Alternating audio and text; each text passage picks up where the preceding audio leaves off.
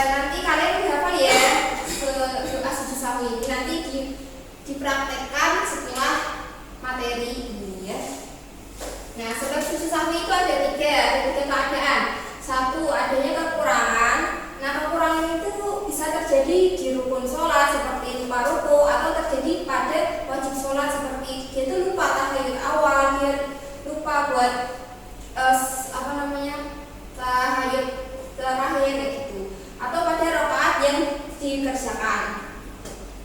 Keadaan yang kedua, adanya keraguan pada jumlah rakaat yang dikerjakan.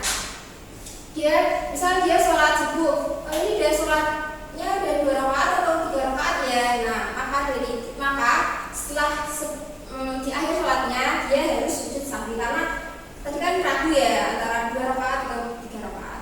Nah, keadaan ketiga yaitu kelebihan rakaat yang dikerjakan. Seperti misal sholat maghrib itu berapa rakaat? 3. Nah, tapi dia malah mengerjakan sholat maghrib 4 rakaat gitu. Berarti dia harus sujud sahwi. Nah, sekarang masuk ke tata cara sujud sahwi. Sujud sahwi itu bisa dilakukan sebelum salam apabila penyebabnya itu diketahui sebelum salam, dan dikerjakan sesudah salam apabila penyebabnya itu diketahui sesudah salam. Dilakukan sesudah salam bila kelebihan atau kekurangan jumlah rakaat. Bila kita menyadari kelebihan rakaat, maka sesudah salam kita sujud 2 kali, kemudian diakhiri dengan salam.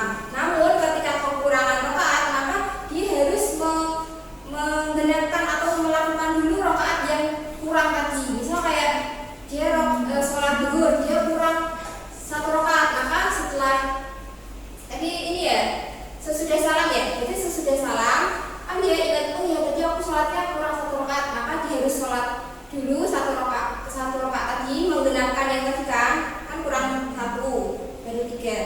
Nah itu sujud sahwi terus salam kayak gitu. Nah, dilakukan sebelum salam bila terjadi keraguan dalam sholatnya dan kita menyadarinya.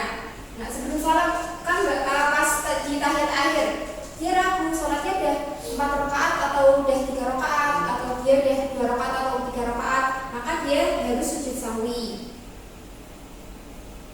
Kemudian diakhiri dengan salam. Nah, dari kalian ini tunjuk untuk mempraktekkan sujud sahwi ya. Coba Mbak Gani mempraktekkan sujud sahwi di depan. Yang lainnya memperhatikan Mbak Gani ya, anak-anak ya. Misalnya kiblatnya sebelah sini. Nah, Mbak Gani ini dalam keadaan dia itu kelebihan rakaat dan diketahuinya sebelum salam. Jadi Mbak Gani sekarang dalam keadaan tahiyat dulu.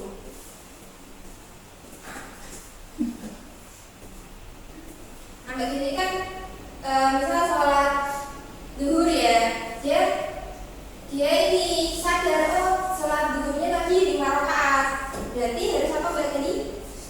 Ya, sujud dulu 1. Bacaannya apa tadi? Subhanallahumma rabbana wa bihamdika Allahumma ighfirli. Kemudian duduk, kemudian sujud lagi. Subhanallahumma rabbana wa bihamdika Allahumma ighfirli. Kemudian tahiyat. Nah, ada yang mengatakan ada bacaan tertentu, ada yang berkata kalau hanya diam saja kemudian salam. Coba jadi langsung salam saja. Nah, kayak gitu ya anak-anak ya. Paham semua tidak? Terima kasih. Baik, jadi kita beli plus. Apakah ada yang ditanyakan? Tidak. Oke, kalau tidak ada yang ditanyakan, kita masuk kepada hikmah sujud sahwi ya anak-anak ya.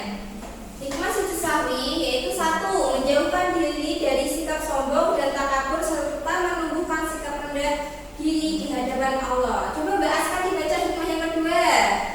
Menumbuhkan kesadaran akan kelemahan kita sebagai hamba sekaligus kesadaran akan keagungan Allah.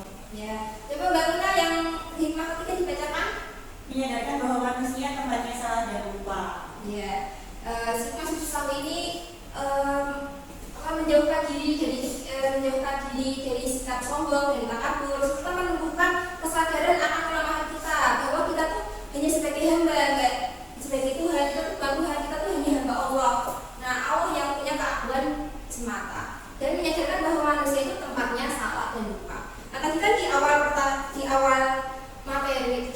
pertemuan itu kan tanya ya, jadi apa namanya pentingnya belajar sujud sahwi itu apa? Nah, setelah materi yang kita sampaikan, ini kan sudah terakhir. Apakah dari anak-anak mendapatkan jawabannya? Iya, Bu. Apa coba? Menyadarkan bahwa manusia adalah tempat kesalahan dan Ya. Pentingnya sisi satu itu menyadarkan manusia itu tempatnya salah dan lupa. Dengan keadaan salah pun kita bisa juga lupa. Maka dari itu Allah mensyariatkan sisi sahwi untuk menutupi cara kita dalam sholat itu. Nah, kesimpulannya coba Mbak Asfa dibacakan kesimpulannya. Sujud sahwi merupakan sujud yang dilakukan karena ada hal yang terjadi dalam sholat, baik itu keranguan, kekurangan atau kelebihan. Sujud sahwi dapat dilakukan sebelum atau sesudah salam, ditentukan dengan waktu yang menyadari penyebabnya. Bacaan sujud sahwi sama halnya dengan bacaan sujud pada umumnya ketika sholat. Jadi kesimpulan ini apakah yang ditanyakan? Iya. Sudah paham semua? Paham. Oke, kalau sudah paham semua, kita tanya, apakah pertemuan pada kali ini menyenangkan? Menyenangkan. Alhamdulillah pertemuan kali ini menyenangkan dan mudah dipahami oleh anak.